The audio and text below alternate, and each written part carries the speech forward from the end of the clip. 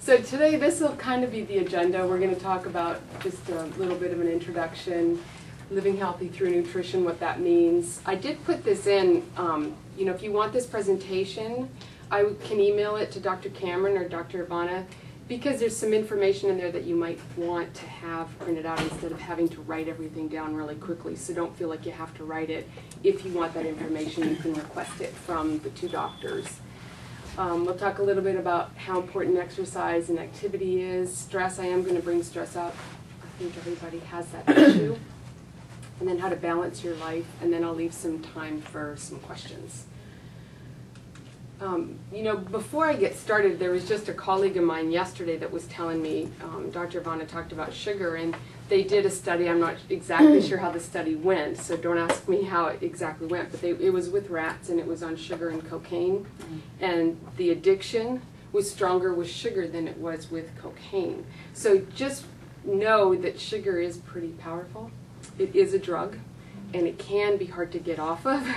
But it's so important to limit it and not to just continue to eat it, because it is an addictive drug.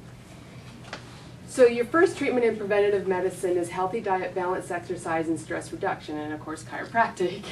Health doesn't come out of a pill or an injection. Healthy lifestyle decreases risk of all disease and illness. I get so many people asking me, isn't it genetic? You know, my family, there's so much cancer, or there's so much arthritis, or there's so much heart disease, I'm doomed. Well, I'm living proof of that, because that's kind of how I grew up, because there was so much arthritis, cancer, and heart disease on both sides of my family. So I kind of grew up thinking that was my destination as well, until, and that's the reason why I'm in nutrition, is because I started to study and research and look at what is the impact of how I live my life. Do I have to have some of these diseases that I saw a lot of my younger cousins, young aunts and uncles get at the age of 35, 40, 45, and so on? So it is definitely, you can fight genetics. A lot of it is through the mind as well, but a lot of it can be you're in control of. So I'll just throw the question out. What does eating healthy mean to you? Anybody want to take a stab at it? I think it's eating so that you have more energy to do whatever you need to do. And sugar doesn't do that. So yeah, exactly. it's just a boost for a little bit, and that's it. Right. Getting nutrition through, or getting energy through nutrition instead of stimulants. Kind of what you're saying. That's a good answer. Anybody else?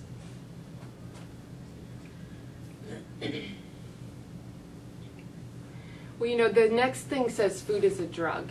So you want to think about food maybe differently than you ever have before, because a lot of people eat because emotions, or they're used to eating this way, or they do have cravings. They get into a certain lifestyle and can't seem to break it. But if you think about food as a drug, like if your doctor prescribed something that you had to take, would you do the exact opposite, or just totally change the drug and start taking a different drug? So there's a lot of power in food. You know, the food, it has the ability to get rid of disease and illness, to prevent disease and illness, and to provide a nice, healthy lifestyle for you so you can enjoy it.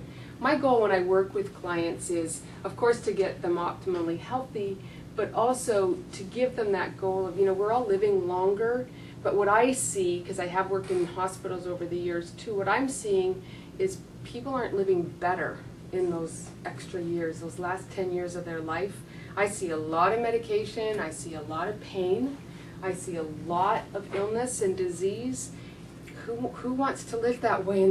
Who cares if we live longer if that's how you have to live? So I think that's something that I always think about too when I'm working with people. So balance of macronutrients, that means your protein, carbohydrate, and fat. I believe in that balance.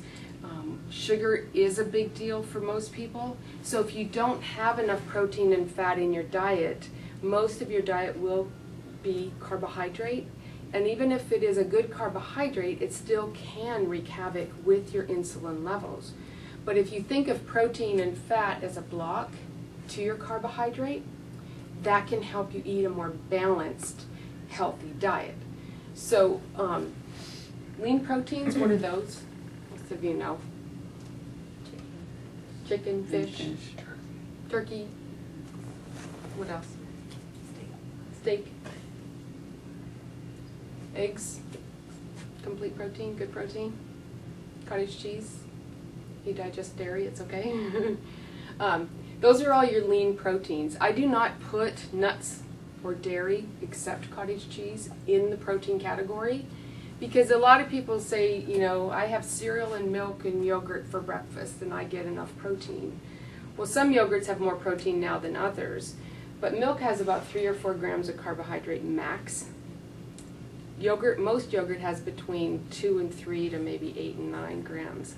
It's not very much protein. Look at the carbohydrate in your milk, look at the carbohydrate in your yogurt. It's going to be more. So I put those two things in the carb category, not the protein category. So don't count or don't think your milk or yogurt is protein, because truly it is. It has some, I'm not going to argue that. It's just not going to be enough to put it in those categories. And the carbs are already here and protein's a little bit below. So it definitely will go into the carb category. Complex carbohydrates. Are those? Bread. Mm-hmm. Pasta. Oatmeal, cooked cereals, dry cereals, fruits, vegetables. What are those? Mm-hmm. They all go in the carb category. So, you know, some people's bodies, I mean, most of us don't really need a lot of the what I call dense carbs, like rice, pasta, potato, starchy carbs. We can get enough carbohydrate from our fruits and veggies if you're eating enough fruits and vegetables. So, you know, again, we all have a hard time getting rid of bread from our diets, getting rid of pasta and rice and potato, because we're just used to filling up on some of those things. But really, you don't need them. The people that I definitely would keep them in and, you know, using the right complex carbs would be triathletes, people who are extremely active, because they have a hard time staying, because they're burning up so much energy all day long. They really do need some of those denser carbs like baked potato, baked yams, brown rice, quinoa, all that kind of stuff to keep their energy levels up. I have a hard time if that kind of a person has no dense carb. But for most of us, we're pretty darn sedentary. The more sedentary you are, the less carbohydrate you actually need.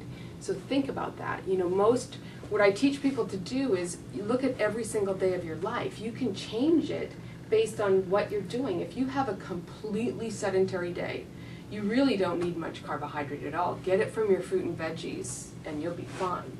If you've had an extremely active day, then you maybe want to throw in like some whole grain bread or brown rice or quinoa or something like that.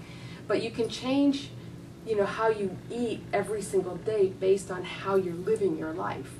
So again, I see most people who are pretty sedentary because we work at desks, we sit in our car, we drive. We may be active in the morning or at night, but it's not necessarily you know, some people's jobs are more active than others, so that changes things too. If you're a nurse or you work in a restaurant or something like that, you're very active, so it changes probably how you eat. So healthy fat, what's healthy fat? Avocado. Avocado, it's a great fat. Anything else you can think Nuts of? were. Nuts are good fats, love You nuts. said they were carbohydrates, right? No, I don't put nuts in the protein. I don't put them in the carb either. I'm sorry if I was unclear about that. I don't put them in protein though, but I do put nuts in the fat because they have more fat than they do protein. But ground, like nut butters and nuts are very good fats. Avocado, olive oil, mayonnaise, what is that? Good or bad? Most people say that. If you're buying a processed mayo that's been whipped and heated and spun, it would be a bad fat.